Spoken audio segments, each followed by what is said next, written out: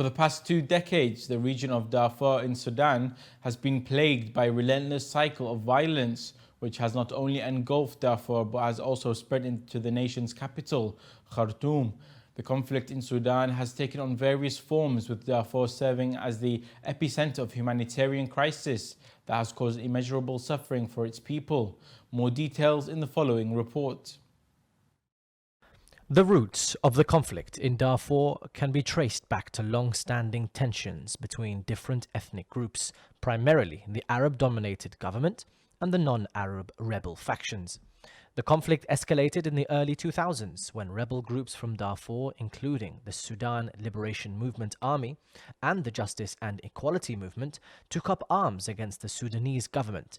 They accused the government of marginalizing and neglecting the region, leading to social and economic disparities. What followed was a brutal response from the Sudanese government, which launched a campaign of repression against the rebels and the civilian population of Darfur.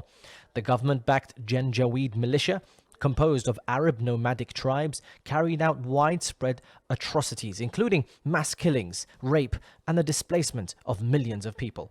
The United Nations estimates that over 300,000 people lost their lives during the conflict, while millions were forced to flee their homes and seek refuge in overcrowded camps.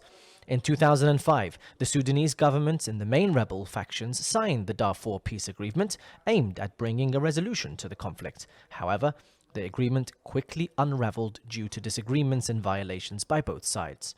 As the violence continued, another wave of unrest swept through Sudan in 2019, leading to the ousting of longtime President Omar al-Bashir.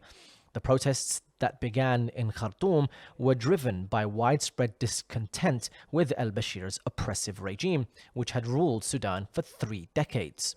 The people of Sudan, including those in Darfur, were demanding political reforms, social justice, and an end to the conflicts that had ravaged their nation. The international community must continue to support Sudan's transition and aid those affected by the conflicts.